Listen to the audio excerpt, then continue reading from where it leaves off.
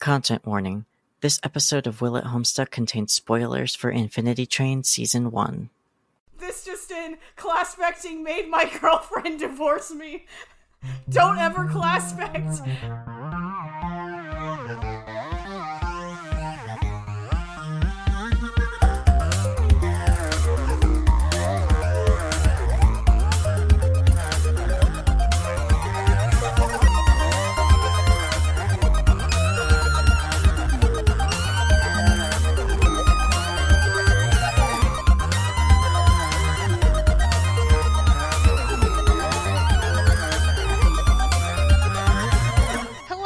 I'm the living embodiment of business fish and the transcript writer. Danni. I use they them pronouns. I'm Tay. Neopets and Homestuck both collectively ruined my life. Pronouns are any. Hi, I'm Bradley. I've been a part of Homestuck fandom for 11 years. Somebody please get me out. I use he, him pronouns. And welcome to Will It Homestuck, a podcast about putting media into the Homestuck blender and seeing what comes out. Episode 1. 3 nerds in a podcast.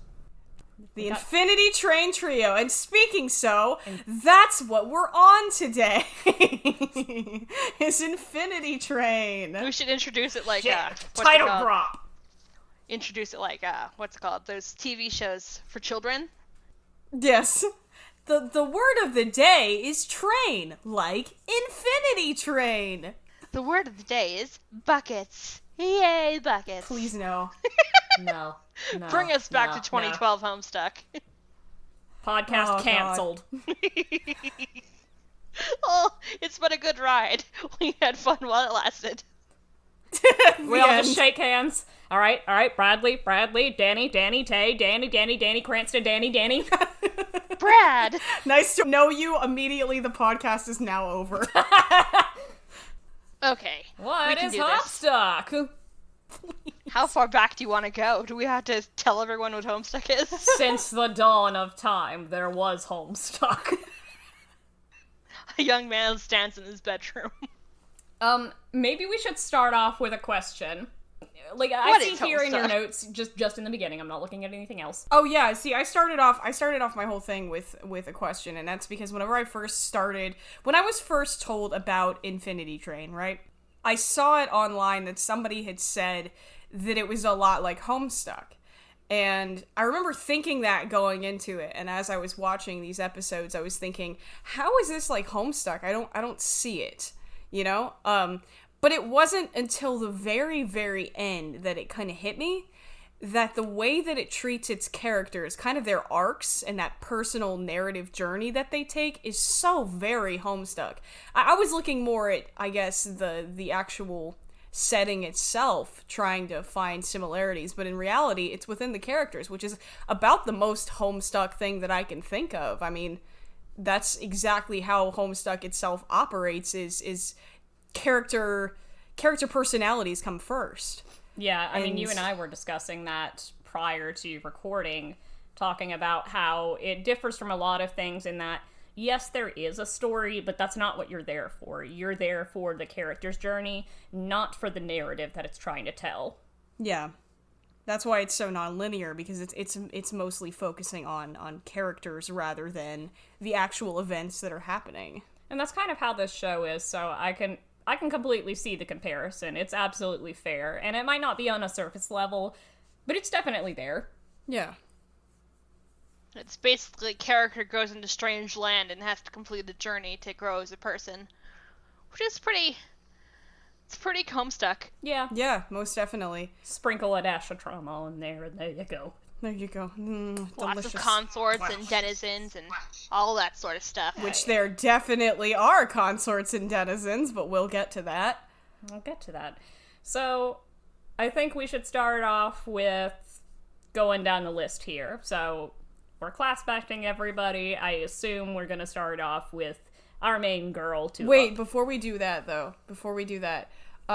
should we go through and explain Infinity Train? As in, like, from start to finish, just kind of tell... I think just the general premise would be okay, because I'd rather not explain all of Infinity Train. I think that would just bog down the episode, because if Infinity Train is a little bit more niche in terms of It's stuff. very true. So, like, It's 110 minutes, yeah. so if you really want to watch it, you can go watch it. well, if you see this episode posted and you see Will It Homestuck Infinity Train, I assume you've seen Infinity Train, because if you haven't, I don't think you'd be interested.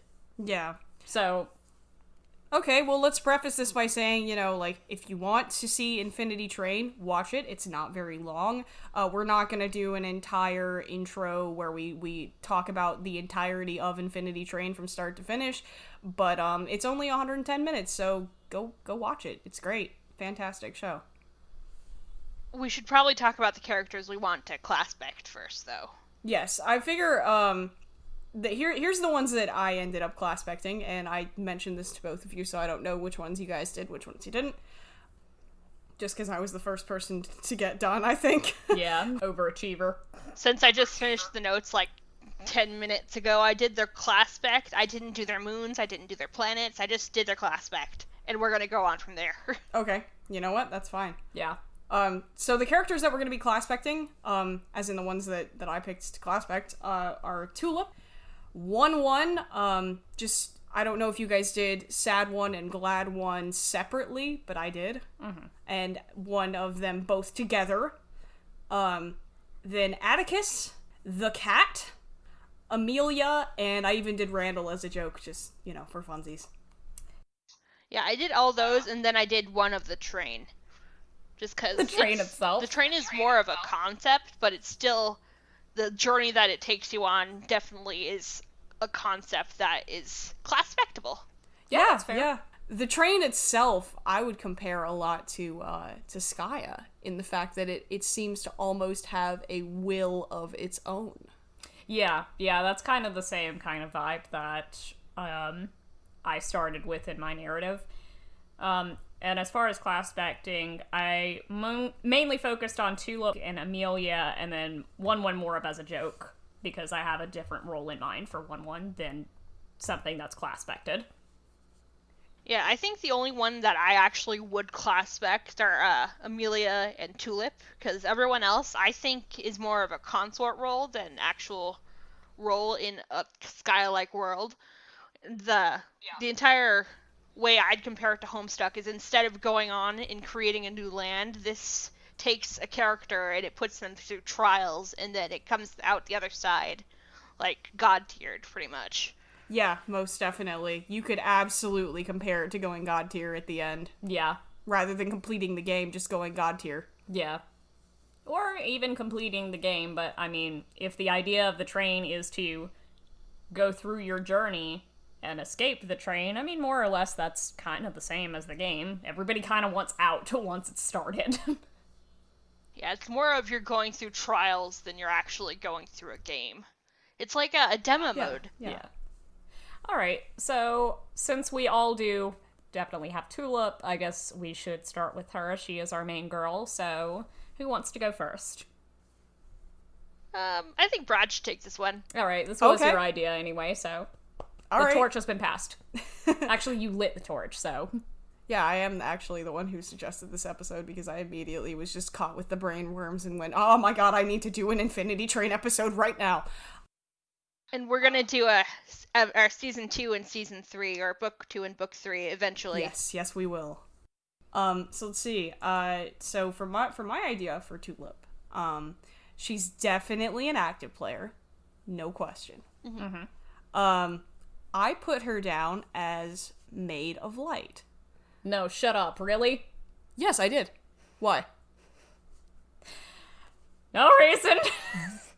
Wait, did you also? Is that what you did? Yeah! today? You also did Maid of Light. Yeah! Okay. Oh my goodness.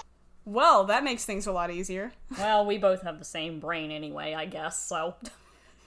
Yeah, I was joking earlier that Tay has all the 4 brain cells between us. Yes. I mean... I have none. It's okay. The only thing different, I also put her as a maid, but I put her as a maid of mind, because I'm also a mind player, so I like listing characters who are mind players. Yeah, I that makes her. plenty of That's sense, fair. because the reason why I put her down as light, in particular, is because of the fact, knowledge, and that relates to mind as well. Yeah, so that's totally fair, and same goes for my stuff, which obviously I'll get into my own take, but anyway, continue. The only reason I didn't put her as a light player is because I have someone else literally as the Thief of Life with a V next to their name, so I know that they are the person. Oh, If I had a highlighter, I would have highlighted their name. I'll let you guess who it was. I feel like I know. But anyways, before we get on to that, We'll get there. so Maid of Light, creator of light. Tulip creates her own light in many different ways. She has this imitable drive for knowledge, finding the conductor, an answer to what the train does, learning the ins and the outs of the train extremely quickly, just one-track minding it, teaching herself even programming as a hobby, in and of itself. That is something very lighty to do, to gain that knowledge for the specific purpose of using it to her own benefit, in which case Maid, is a self-serving class. I almost put her as a rage player just because of how often she gets really frustrated with herself, but then I get frustrated with myself when I can't figure things out, so makes sense. Yeah, see, and that ties to the whole knowledge thing. It's the lack of being able to attain that knowledge that frustrates her. Mm-hmm. Yep. She seems like she has knowledge in certain areas and she wants knowledge in other areas. So that search for knowledge definitely is part of her entire character arc. Yeah, most Yes. definitely. Because she figures out the train very, very fast. Yes. And I also, the thing with Maid of Light, too, is, it's the creator of light, not only in the sense of creating it or gaining it for her own self, but also in creating a light for everyone else to follow. Because as she goes through these different train cars, it's like she's an actual beacon, She gets multiple different characters rooting for her and helping her along the way. And they all seem to be, more than other passengers, I would say, on the train. She seems to be, sort of a beacon almost. We'll go more into it in season 2, but having the consort type characters follow you around is pretty much a Tulip thing. Like in season 2, there's Alan Dracula who follows around what's his face that I didn't write down his name because we're not doing season 2. But Jesse. He's so far the only one I've seen, well, because I haven't seen season 3 yet, who gets someone following them from one place to another. Besides, MT is one of those characters. Yes. But she has 2 of them. She has one following her around, and she has Atticus. That's very, very true. And to have, one following her around in and of itself is a pretty good, display of character. And Atticus as well. I mean, Atticus is very devoted to his principles, so I don't think he would, I don't think he would just follow anybody, but at the same time, he is a dog. He is kind of dumb. Atticus is a very good boy. He's such a good boy. He's a good boy. A stupid boy, but... The last thing I was going to say about Tulip, specifically being a light player, is that... Well, actually 2 points, now that I think about it. Light players, just because they have so much knowledge, they can be a little haughty, because they know what they're talking about, and they know it. So I wrote down specifically the very beginning of episode 1. There's 2 quotes that kind of tickled me and made me think, yeah, you know what, light player. Which is when she's talking to her friend at the very beginning. She says, "What are you gonna do whenever I'm at game design camp? Die of boredom, probably." And I'm the coding hero Wisconsin needs. Now tell me that's not just that's a little haughty. In the sense that she knows she's smart. And that's nothing to scoff at. That's very much a light player thing to do, I feel like, just not being a braggart, per se.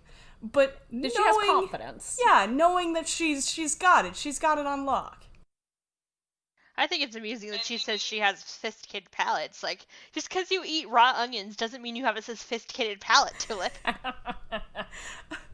And the final thing I was going to say in regards to being a light player is that she is extremely lucky. You've got to consider how dangerous these train cars are and how often she runs into danger.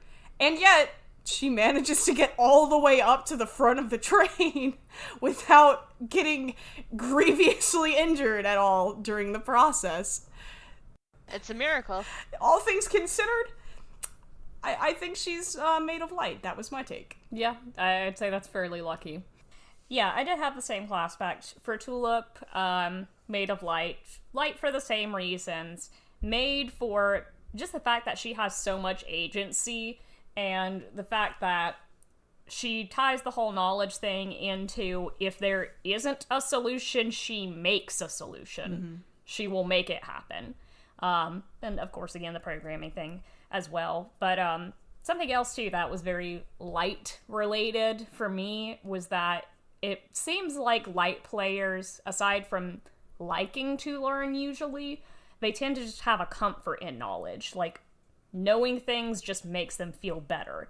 Even though Vriska's not really a nerdy type, she had a lot of comfort in knowing things. You know, see example, the cue ball. Definitely. Yeah. And her role-playing characters. Yeah, that too. Just kind of feeling like she has control over everything. And Tulip very much has that aspect, so again, it's very much a Light thing. Especially because, too, if she didn't have a plan, that's when she was most freaked out. When she doesn't have that knowledge, that's her weakness. Yeah, and Tulip tends to get very angry. Yeah. If she doesn't know what's going on, or what to do next. Yeah, it frustrates her because her comfort thing is gone. And Maid, of course, just like I said, that sense of being really gung-ho and getting stuff done, that's a very Maid thing. Yeah. I mean, obviously I'm going to agree because that's the exact same class book that I wrote for her, so... You guys shared the same brain cell when you class spec'd her. Apparently. I mean, we just share a same If brain you end cell up- constantly anyway. If you end up writing down, like, some of these same ones for some of these other characters, I swear to God. Probably. It'll be very amusing. But, yeah, so I guess... You guys cheated on your notes. We really didn't, though. Yeah, no, we did not. We really kept this entirely separate. Yeah, even if you do come up with different things, I'm just convinced that you just wrote something down that's a little bit different, so it doesn't look like you cheated. No, dude, you gotta change your answer up a little bit, otherwise the teacher's gonna find out. I definitely can't cheat. I have my own notebook, and you guys are far, far away from me. Very Fair. true. Very true. That's pretty much all I have to say, because, again, most of our class specting traits were the same, so... Danny, it's all up to you. I basically had her as mine just because of pretty much the same reasons you had her as Light. She's very interested in learning and all of her interests. She's really good at mechanical engineering and coding, and she has special interests in knowledge, and I get that, because when I grasp onto something, I don't let it go for anything. It's like the only thing I can focus on. So I understand that once you get into something, you don't want to change it, and you get really frustrated when the rules change on you. She definitely had quotes somewhere, I think in episode 3, where she was really mad about the rules changing. Yeah, she made these confines for herself because that mentally makes sense for her, so once those quote-unquote rules broke, it frustrated her. Yeah, like early on, how she's trying to rush through the train and she's timing herself, literally timing herself through the different cars to get an idea of how quick she can do it so she can get to the front faster, and then she has to slow down, and that frustrates her because the rules are being broken that she set for herself. Yep. Let's see. Any other notes from episode 1 that I wrote down? Should we talk about her parents' divorce, or is that going to come up later? I didn't write anything in particular about that. I think for right now, we were mostly just focused on the class spec itself, and then moving on with the narrative later. I mostly just mentioned it because in the cast car, she literally got trapped in, like, her own memories that she is remaking to be better. That's a very mind player thing. Yeah. You're right. Yeah, you're right. Maybe I was right the whole time. Evil laugh. Evil mustache twirling. Okay. Would you like to move on to 1-1? Would you like to move on to Amelia? What's your deal? Alright. I guess probably 1-1, because Amelia's more of an end game sort of thing. Yeah, I feel like we should save Amelia for later. Like, after we do... Definitely, since she doesn't even like come in until like episode 7. Yeah, she only comes in near the end, so I think that's fair. Yeah, so... Especially because we meet 1-1 next. I mean, in the actual context of the show, we meet 1-1 next. That's actually how I wrote it down. It's just in the order. And I don't think I did that on purpose. It's just how things go. When you introduce a character, they're next in the order. I have a class spec for 1-1, Sad 1, Glad 1, and the train, and they're connected with an arrow, so I don't forget that they are connected. Okay. Okay. Do you want to go ahead? No, you go first. We will go round robin this. Okay, no problem. So I started out, I did both the halves separately, and then, one for them together. So, first off, I wrote down a Sad 1 is definitely passive. Definitely passive. Yeah. The only reason he would ever get anything done is because Glad 1 makes him get things done. As a whole, but we'll get to that. I wrote him down as Heir of Doom because he inherits or is relegated to be the half that gets all the negativity, if not outright built and designed to be so, because we don't know who built or if anything built 1-1. I also put him down as possibly Void, because he's relegated to be the less relevant of the two. He's the one that, you know, if he were by himself, there's no way that he would actually do things in the plot, move the plot forward. He'd just be kind of inert as a character. Again, you and I share a class or an aspect, but not both. Interesting. Should I just continue and do Glad 1 as well? I'd say so. They're a 2-package deal. Okay. So for Glad 1, I put him as active, obviously. I feel like that's an obvious one. I feel like all of us are probably going to agree on those. I put him down as Page of Hope. Specifically because 1-1 as a whole has just absolutely limitless potential.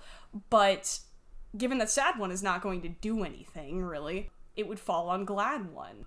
So if they just harnessed that power, the fact that they can control this infinite train, create whatever cars they want, they're essentially gods of this little pocket universe. But they don't. They don't really make full, entire use and rule the train like kings. They just kind of keep it up and running and do whatever, you know? So, I feel like Glad 1 is possibly a Page of Hope, in that, you know, he's extremely hopeful. That's just how he is. He's always going to be the happy one. He's always going to be the one that's everything's fine so long as I believe it's fine. He's Jake. Yeah, pretty much. And I Does also 1-1 have pronouns? I don't think so. Because I know the Stewart does not specifically, even though it looks like a lady face. It is ungendered in the wiki. Huh, interesting. Because robots. But one last thing to the hope part. I specifically wrote down that during the Turtle Car episode, the way that 1-1 was put into like a trance about, but it's wrong. You know, he was absolutely blinded to everything else other than how he thought the train car should be. And by that I mean whenever he was pulling out the orbs and just destroying the whole train car, because he's so, like, extremely focused on the idea that the train car is wrong and it needs to be fixed because I know how it needs to be. Interesting. And this is not it. I also have Sad 1 and Glad 1 as Hope and Doom respectively, but they obviously they're part of a whole. So the last one is both of them together. I wrote it as a Rogue of Heart because their job as the conductor of the train and how the train works is that they steal and record the most painful and emotional of memories of the passengers in the intention to better the passengers' lives in the process. That's a very rogue way of using that power. That's fair, yeah. Stealing it and using it for the benefit of others. Yeah, that's totally fair. Interesting. I'm keeping my opinions to myself for this moment. I didn't do any of them passive or active because it's a weird dichotomy and I don't like it. That's up to you. It is up to you. It's your turn next, Tay. All right, so mine's gonna be a little bit unconventional because I did do the class specting for Glad One and Sad One, not them together, but I did one for the both of them, more of just for funsies because I have a different idea for 1-1. I see 1-1 as more of a game construct, and actually I put them down as carapaces, Prospidian and Dursites, and I love that. I'm sorry. Can we just talk about that for a second? That is fantastic. Thank you. Specifically, why I chose to do that as well is in this sort of way where I'm trying to translate the story of Infinity Train into a Homestuck session. I'm trying to keep everything in a way that translation makes sense. And in that respect, anybody who has a number is a player, but anybody who doesn't have one is not. And they're part of this whole quote-unquote game for the train, so they are not a player. And with that, too, I added a note that they could even possibly be the White and the Black King. Ooh, so you took a much more grounded approach in this. So you just straight up wrote them down as carapaces. Yes. Yes, I love that. That'll fit nicely whenever we actually, start doing the game. So, as for their class specting, like I said, this is more of a for funsies thing rather than I seriously thought about this because, for me, they struck me as carapaces from the get-go. And we almost ended up with the same thing. Hope and Void for Glad and Sad, respectively, because that should be, for obvious reasons. Originally, I wrote down Seer and Mage for both of them, because I thought about it being kind of a funny thing. Like, both of those classes are supposed to know, but when Tulip first, gets to them and everything, they don't know anything because Amelia's kind of broken them and made them the inverse of what they're supposed to do. So inverted class. Exactly, yeah. Ooh. So, in their normal state, they do know everything. They know exactly how the train works. But Amelia has kind of usurped them and thrown them out of their role, which I'll get to that with my Amelia take. She's kind of thrown them off of their throne, and so they don't really work the way they're supposed to. I'm writing another note. Okay. You saying that made me think of 1-1 as more of an exile for Tulip and Amelia. Yeah. Ooh. That Like could the work one too. controlling. Yeah, if you took the whole White and Black King thing, then they've both been exiled by Amelia. Okay, but can you imagine Sad One and Glad One, respectively, as little carapaces, and they're typing on their keyboards as much as possible? You there, girl? Hello? Hello, girl? Can you hear me? Hello? Hello? Glad One is just typing in all caps and blaring whoever's mind he's trying to talk to. She can't hear you. It's over. Give it up. That green text is delicious. I love it. Just these little carapace boys just angrily typing on keyboards. Especially if they were exiles, like, together. They're trying to share the same keyboard and just pushing each other away from the keyboard. No, let me type. With the stubbiest little arms.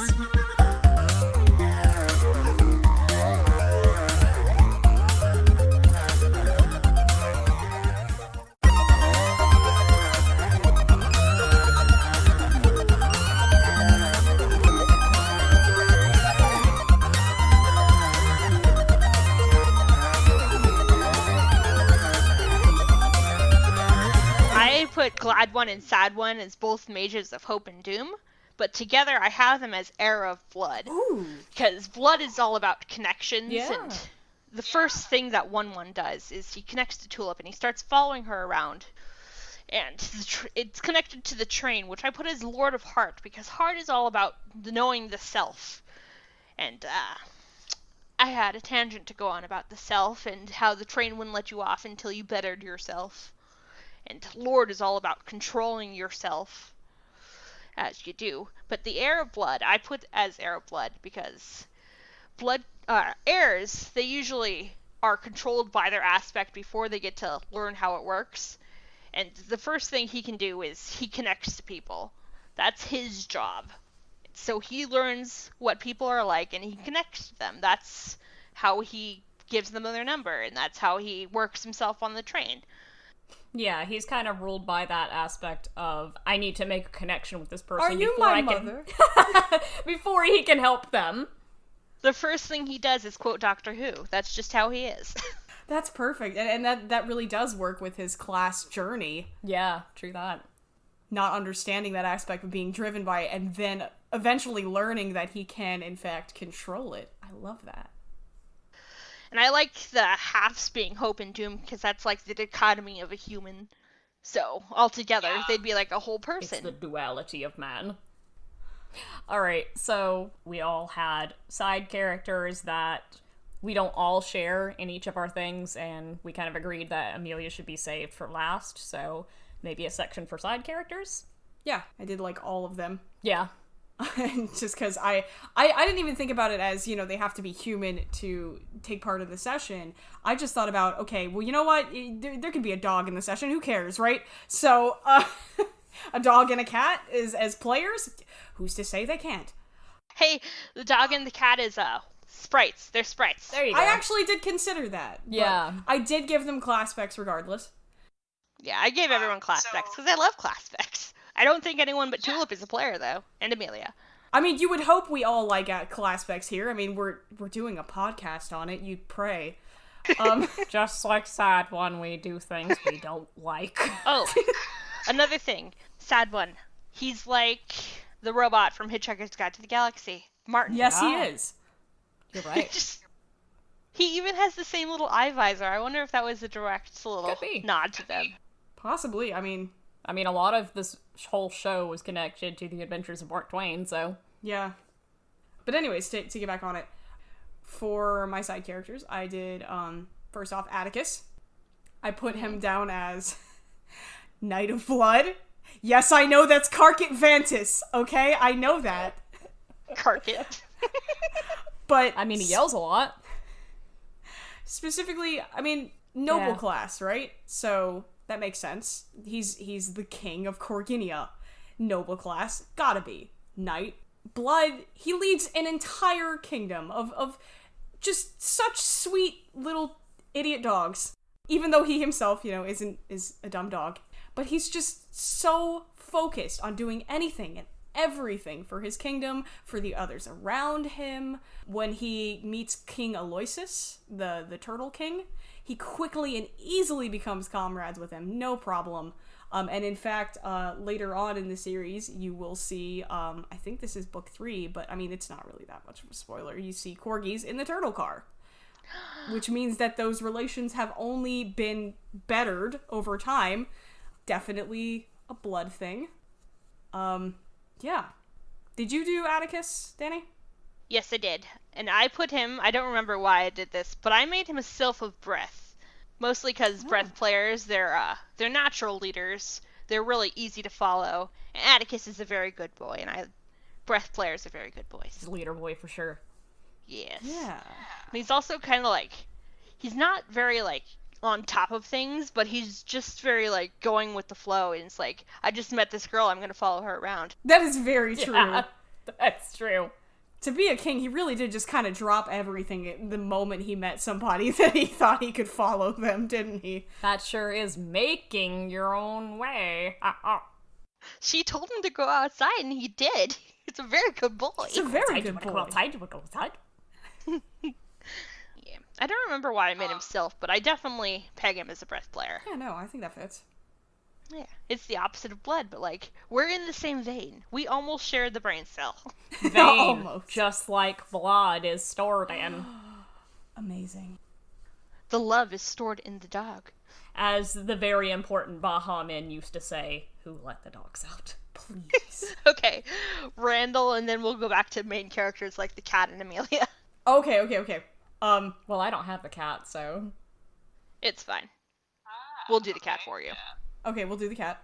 So, I had her as Mage of Mind, because she is able to know and use the intimate knowledge and information she has on passengers to her advantage. And she hoards that knowledge to her own benefit, but she's not able to just use it for her own benefit, because she ends up playing the passive role and submitting under Amelia, working elsewhere, being walked over, kicked around all throughout season 1 and season 2. I mean, she can't catch a break.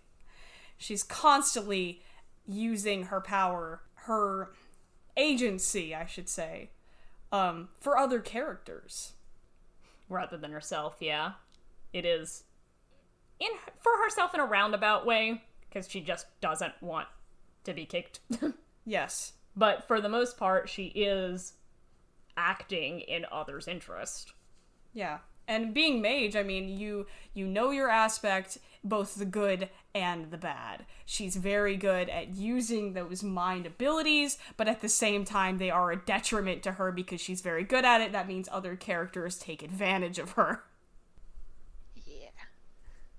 I know you've all been waiting for this. I made the cat the thief of life, and I put a V next to her name for Vriska. Also, I think the cat is non-binary. Because they're a cat. It's very true. It's true. Gender does not exist for cats. Cats They don't have care. such a fancy little vest, and it's so cute. They're so dapper. I don't know if they ever actually say the cat's pronouns. They use she, but like pronouns are pronouns. They don't equal gender. That's true. That's very true. I love her dapper little vest. Oh, she has a tiny little tie. She does. Imagine how tiny that tie is. It's a so baby tie. small. Who ties that tie for her? She has no thumbs. She can't do it for herself. She's just walking around sadly meowing at anybody that walks past. Please tie my tie for me. Please. Hello, can anybody tie my tie for me? Who knows how to do a Dumble Windsor?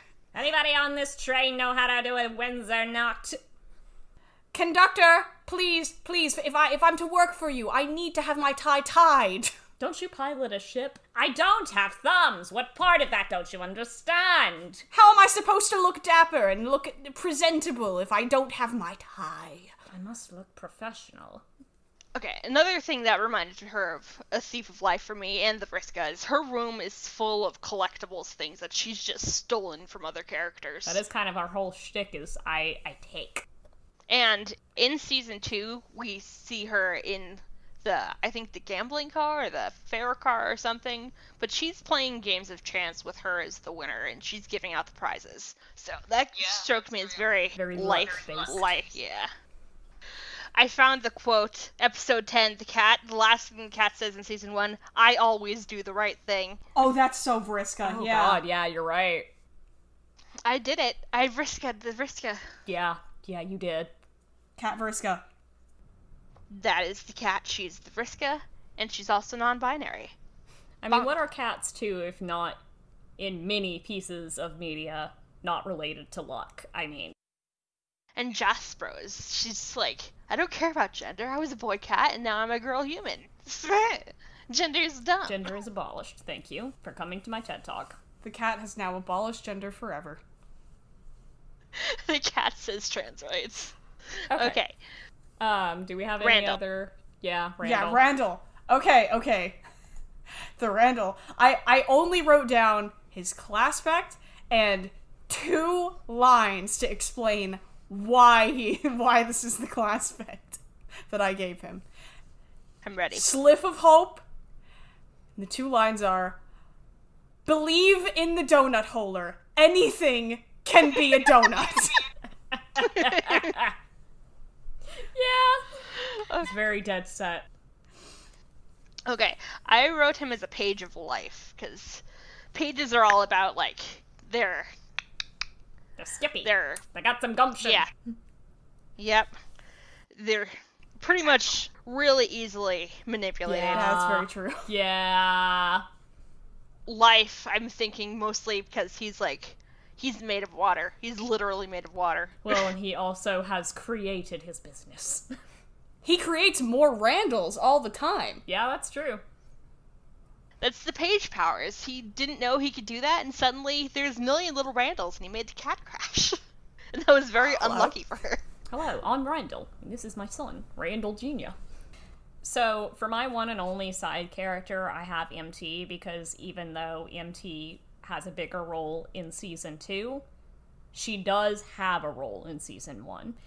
And that kind of story, that journey, does tie into what I have in mind for season 2, but it's important for me to discuss, I guess, the beginnings of that role in this, so that if we eventually talk about season 2, then that context is there. So, for MT, the problem is that she doesn't have a number. She's not a player. So, what I had her as, if I had to class back to her, Thief of Breath, because she is desperately trying to steal freedom for herself. True. And I can get into more of that with season 2. But the main thing is that she doesn't have a class bet, she doesn't have a number, and that is the problem. So what I had her as was Tulip's Colonel Sprite, prototyped with a mirror and maybe possibly a dead dream self for Tulip. And, whatever it is, specifically it's not important, just so long as that mirror quality and some image of Tulip is there. But Tulip giving her her own agency, kind of like how Rose does with Jasper Sprite. Tulip just kind of releases her, and she goes her own way. You could say that MT in that sense is like the Dave Sprite, is Tulip's Dave Sprite. Yeah, basically. And that's kind of what I had in mind for her. So, she's present, she's there, yes, you can class back to her, but in this kind of story idea that I've got going on, she's not a player, and again, for those who have seen season 2, that's a problem. I was just thinking of, where would you get a dead tulip? I was like, she died on the outside of the train.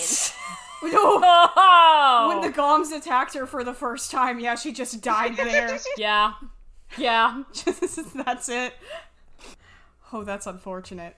Okay, so that's all I had for side characters, but I did want to get that introduction for MT, because otherwise, once we begin any season 2 discussion, I have context for MT being present in this first session. Yeah. Okay. Alright, so moving on from that, we're done with side characters. We're now ready for the biggin. We're ready for Miss Amelia. Y'all are gonna hate me. I'm ready. All Give right. me. Okay. I put Amelia as Bard of Rage. Yeah, you're right, I do hate you. We're getting a divorce. This just in, class-specting made my girlfriend divorce me. Don't ever class-spect. Just one hit can ruin your life. This is your brain on class-specting. This is your brain on Homestuck, just a video of an egg frying. Either that, or it's that one smooth brain image that's been going around. I just imagine Amelia just saying honk. No, don't like that. Somebody should show Amelia saying honk. Okay, let me explain, because I don't think Amelia is Gamzee. Alright, yeah. Okay. This trial I here, have killed Danni. we are now hosting the trial of Bradley for crimes against my sanity. What is your defense? I now must give my defense. Honk. I'm holding you in contempt of court. Get out of my sight. Bang the gavel. Okay. Are you alive? I'm okay. Someone get the defibrillator. Okay, but imagine It's a little Gamzee as a treat. Imagine Amelia running around in like that suit that she builds. Yeah, but I know, I don't want. But it's got Juggalo paint on it. No! Horrible. No. Okay. Oh, but imagine like the paint being like the steward's face. Oh. That's frightening, and I don't want to think about that. Moving on. The steward is Kurlos. Oh god. Cease. No. Cease. Oh god. You're both in contempt of court. Bailiff! I need to know your reasoning to make someone Gamzee. Okay. Here's my explanation. It's quite literally Amelia's anger at the loss of Alric driving her deeper and deeper into this chaotic spiral that destroys the train and throws everything into chaos. Chaos specifically being rage. And I put her down as passive bard because she's not successful at being active. She wants to be active. She wants to use her aspect for herself. And even though that's what she wants most of all, it ends up affecting everyone else around her rather than working in her own benefit. She channels this chaos into the train, but never successfully uses it for herself. It just ends up happening. Yeah, and just given her whole thing is to make a dream car for herself. And what is it that Tulip says? You can't even make things not a turtle! It's turtles all the way down. Oh my goodness. Okay. I hope that redeems me. It does. In the realm of sin. It does. Of putting Amelia as literally Gamzee. Yeah. I mean... You have little sin as a treat. You are forgiven, but you're on thin ice, mister. I'm forgiven. You're not divorced for now. today. You don't have to sleep on the couch. Okay, my turn? Just, okay, Okay, can I just say something about Amelia real quick? Yeah. Before you get into class affecting her? I really like how she was the one to propose. I thought that was really sweet. Yeah, that is It so doesn't sweet. happen very often. I And, like, appreciate he that. He started tearing up when she proposed, and it was like, that was so cute! Yeah, I do appreciate that. You don't often see women in media popping the question. And on Cartoon Network, too, it's just like... Yeah. Cartoon Network is doing their best to change their gender roles. It's like making kids see this stuff. Yeah, it's definitely. good stuff. That's important. Good stuff. Okay. So, for my Amelia, yes, I also picked Rage, but not fucking Gamzee. Mister. You're welcome. Now, I know this is kind of breaking the rules a little bit, but you know what? Amelia breaks the rules. I have her as Muse of Rage, because she is commanding everything. She is very much doing what Calliope and Caliborn did with their sessions, in that they completely broke them. And that, if you're, again, what I was explaining earlier with trying to translate the story of Infinity Train into a session, that is what she's doing. She broke the session. And in fact, not just hers, but effectively every passenger's session. So she, in that respect, would basically be controlling all of Skya. How well she does it, up for debate, because she can't make a car for herself. But that is what she's doing. So I know it's a pretty OP class, but what she has effectively done is pretty OP. So, obviously the Rage thing, pretty much exactly what you said. She is completely chaotic. She is driven by her hurt and her anger. She's very frustrated. Her frustration seems to drive her. Yeah. Yeah, I mean, to be able to control the train in and of itself is insanely OP, so... Exactly. So if we're agreeing that the train translates to Skya, she took over Skya. That's insane. Yeah. So, and two, what we were talking about, if you could make 1/1 Tulip's exiles, you could make them the kings. And she usurped them. But not just for Tulip's session, for everybody's session. That's insane. Interesting. I love that. Yeah, so that's why I was like, I don't think I can just pick a normal class for her, because she broke everything. She sure did break everything. She made the game hers. All of the games. Exactly. Not just her game, but everybody's game. Okay. I have 2 notes on Amelia. I actually wrote this one while we were talking. I wrote Amelia and Tulip as Alpha and Beta, which I think that'd be neat. But I wasn't even close to being on the same page as you two. I put Amelia as a Witch of Time.